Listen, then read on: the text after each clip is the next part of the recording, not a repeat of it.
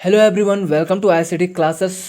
आप सबों का आईसीटी क्लासेस में स्वागत है। दोस्तों, आज के इस क्लास में हम लोग जानेंगे कि जो हमारा राष्ट्रगान है जन गण मन, भारत का राष्ट्रगान कब और क्यों बना, इसके पीछे का जो भी हिस्ट्री है उसको हम लोग ज़रा सा एक नज़र देखेंगे। तो दोस्तों, ये जानने से पहले कि हमारा जो जन गण मन है वो हमारा देश भारत का राष्ट्रगान कैसे बना, हम लोग ये जानेंगे कि राष्ट्रगान किसे कहते हैं और कैसे ही किसी भी देश का राष्ट्रगान निर्धारित किया जाता है। तो दोस्तों, जो आपका राष्ट्रगान क्या होता है हम लोग ये जानेंगे।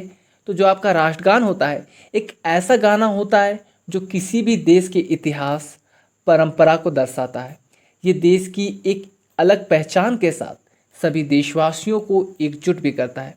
तो दोस्तों, जो आपका राष्ट्रगान होता है वो किसी भी देश के इतिहास की व्याख्या करता है, उसके परंपरा को दिखाता है, साथ ही देशवासियों को एकजुट एक सार में बांधने का काम भी करता है। तो इन सब चीज़ों का एक राष्ट्रगान में होना काफ़ी ज़्यादा ज़रूरी भी माना जाता है, क्योंकि एक राष्ट्रगान से ही किसी देश की पहचान होती है, उस देश की एकजुटता की पहचान होती है। तो ये काफ़ी ज़्यादा इम्पोर्टेंट है कि देशवासियों की एकजुटता का काम करता है जो हमारा राष्ट्रगान है, एक सूत्र में बांधने का काम करता है। और जब तक सरकार उस गाने को स्वीकार कर अधिनियम पारित नहीं करती तब तक वह गाना राष्ट्रगान के रूप में देश में लागू भी नहीं किया जाता। तो ये जरूरी है कि जो इतिहास की परंपरा को दिखाए, देश की पहचान को बताए और देशवासियों को एकजुट करे। इसमें मेन पॉइंट जो आपका है वो है देशवासियों को एकजुट करना। अगर ये कोई भी राष्ट्रगान कर रहा है किसी भी देश का, तो वो राष्ट्रगान होगा कब, जब सरकार उसे स्वीकार कर ले और अधिनियम बना के पारित कर ले और राष्ट्रगान के रूप में पूरे देश में लागू कर दे, तो वो आपका क्या हो जाएगा, राष्ट्रगान हो जाएगा। अब बात करते हैं हमारे देश के राष्ट्रगान जन गण मन की। ये किसने लिखा था? ये बंगाली में लिखा गया था रविंद्रनाथ टैगोर जी के द्वारा। ये लिखा गया था 1911 में। इनकी रचना रविंद्रनाथ टैगोर ने 5 पदों वाली एक कविता की रचना की थी और उसी कविता के पहले पद को राष्ट्रगान के रूप में अपनाया गया था। तो ये बात उस समय का है, 1911 का जो टाइम था ये उस समय का बात है जब रविंद्रनाथ टैगोर जी ने बंगाली में ये कविता लिखी थी जिसके पहले पद को राष्ट्रगान के रूप में लिया गया है। तो हुआ क्या था ना कि 1905 में आपका बंगाल विभाजन हो गया था और बंगाल विभाजन के होने के कारण ही उस समय क्या आने लग गया था, आपका बंग आंदोलन भी होने लग गया था बंगाल विभाजन का विरोध के रूप में।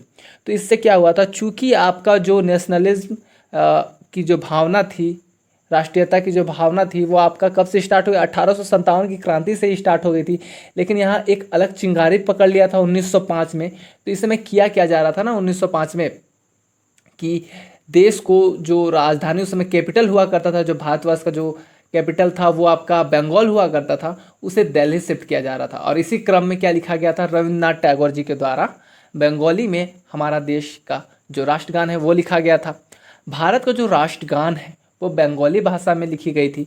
साथ ही 24 जनवरी 1950 को संविधान द्वारा जन गण मन को के हिंदी संस्करण को राष्ट्रगान के रूप में अपना लिया गया था। तो 24 जनवरी 1950 को हमारे संविधान में ये मान्यता मिल गई थी और ये अपना लिया गया था कि जो जन गण मन का जो हिंदी संस्करण है वो राष्ट्रगान के रूप में देश में रहेगा, प्रमाणित रहेगा, मान्यता रहेगा। दोस्तों, जो आपका राष्ट्रगान के गायन की जो अवधि है वो 52 सेकेंड है। साथ ही ये जो राष्ट्रगान है देश के हर जो हमारा देश का उत्सव रहता है उसमें फहराया गाया जाता है। जो आपका राष्ट्रगान है वो गणतंत्र दिवस एवं राष्ट्रपति स्वतंत्रता दिवस, जैसे कि फिर महात्मा गांधी जयंती हो गया, इन सब जो भी देश के जो फेस्टिवल्स होते हैं उसमें राष्ट्रगान गाया जाता है। स्कूल, कॉलेज, सरकारी कार्यालयों में, अब तो सिनेमा घरों तक में भी राष्ट्रगान गाया जाता है। इस गीत को पहली बार जब गाया गया था 24 दिसंबर 1911 को गाया गया था। ये कोलकाता में भारतीय राष्ट्रीय कांग्रेस के वार्षिक सम्मेलन के दूसरे दिन गाया गया था। तो भाई, जो आपका 27 दिसंबर 1911 में जो कोलकाता में अधिवेशन हुआ था भारतीय राष्ट्रीय कांग्रेस का, भारतीय राष्ट्रीय कांग्रेस आपका कब बना था, 1885 में बना था, ह्यूम के द्वारा बनाया गया था। अब इसको सेफ्टी वाल है कहते थे या क्या कहते थे वो बात की बात है, वो कांग्रेस का एक अलग टॉपिक है। और उसके जो वार्षिक सम्मेलन के जो दूसरे दिन गाया गया था, हर साल 1885 के बाद क्या होने लगा था, वार्षिक सम्मेलन कराया जाता था।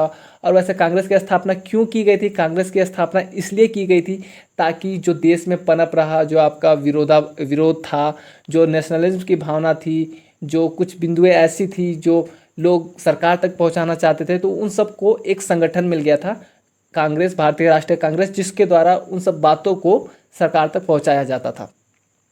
टैगोर की जो भतीजी थी सरला देवी ने कुछ स्कूली छात्रों के साथ इस गीत को अपनी आवाज़ दी थी और कांग्रेस अध्यक्ष विशन नारायण दर, भूपेंद्र नाथ बोस, अंबिका चरण मजूमदार जैसे अन्य नेता के सामने उन्होंने गाया था। जो आपका वार्षिक सम्मेलन हुआ था उस दिन गाया था। किसने? सरला देवी चौधरानी ने गाया था।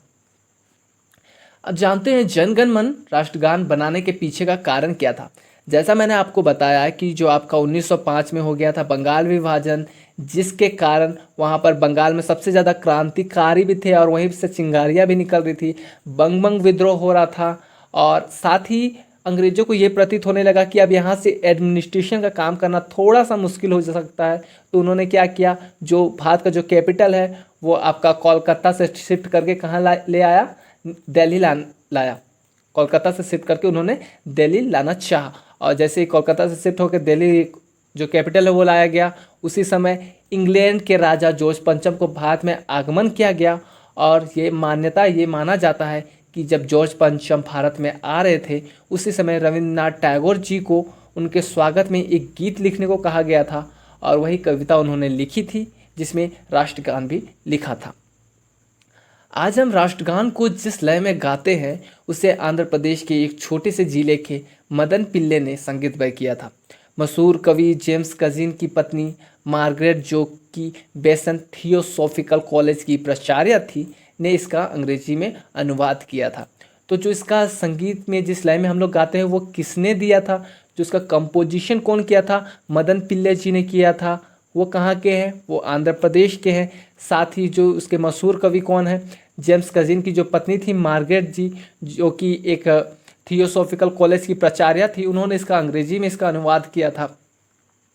राष्ट्रगान का जो संस्कृतनिष्ठ जो बांग्ला से हिंदी में आपका कन्वर्शन हुआ था, जो ट्रांसलेशन हुआ था, वो सुभाष चंद्र बोस जी ने करवाया था। ये काफ़ी ज़्यादा इंपॉर्टेंट है, एग्जाम में क्वेश्चन पूछा जाता है।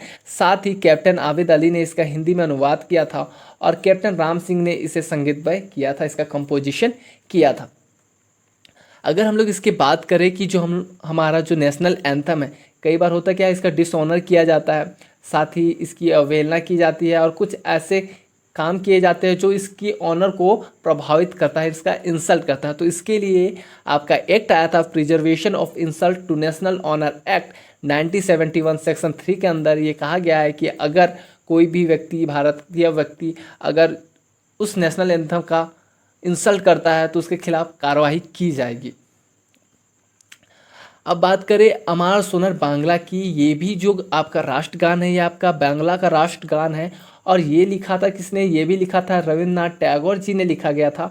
और ये 2 देशों का राष्ट्रगान लिखने वाले पहले कवि बन गए थे जिन्होंने 2 देशों का राष्ट्रगान लिखा था।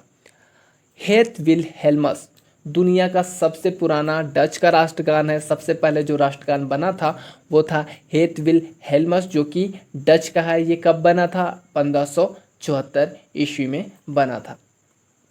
इसी के साथ ही दोस्तों आज का ये क्लास यहीं ख़त्म करते हैं। हम लोग क्या जाने हमारा राष्ट्रगान क्या होता है। राष्ट्रगान एकजुटता दिखाता है किसी भी देश की, साथ ही उसकी परंपरा को दिखाता है।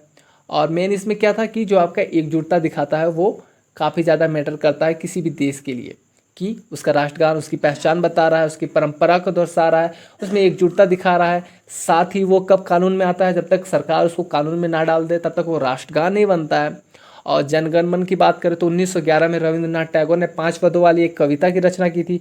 उसी कविता का पहला पद राष्ट्रगान के रूप में अपनाया गया था। 1905 में आपका क्या हुआ था, बंगाल विभाजन हुआ था, जिसके कारण क्या होने लग गया था, बंगभंग आंदोलन होने लग गया था। ये सब देख के ब्रिटिश हुकूमत को लगा कि अब यहाँ से एडमिनिस्ट्रेशन करना थोड़ा सा मुश्किल हो सकता है। तो उन्होंने जो आपका बंगाल से लेके जो आपका कैपिटल था वो कहाँ शिफ्ट करना चाहा, वो आपका दिल्ली शिफ्ट करना चाहा। और जैसे ही उन्होंने दिल्ली शिफ्ट किया तो क्या हुआ कि 1911 में जॉर्ज पंचम आने वाले थे, तो उनके स्वागत में रविंद्रनाथ टैगोर जी को ही कविता लिखने कहा गया था। तो उन्होंने जो लिखा कविता वो देश को समर्पित लिखा था और वहीं से राष्ट्रगान की हमें छाव मिलती है और भारत को एक राष्ट्रगान मिलता है। और ये जो राष्ट्रगान है आपका 52 सेकेंड का है। साथ ही 24 जनवरी 1950 को इस राष्ट्रगान को हमारे संविधान में सम्मिलित किया गया और साथ ही ये भी है कि जो आपका 27 दिसंबर 1911 को भारतीय राष्ट्रीय कांग्रेस के वार्षिक सम्मेलन में गाया गया था पहली बार, जिसमें किसने गाया था? सरला देवी चौधरानी जी, जो कि उनकी भतीजी थी, उन्होंने गाया था।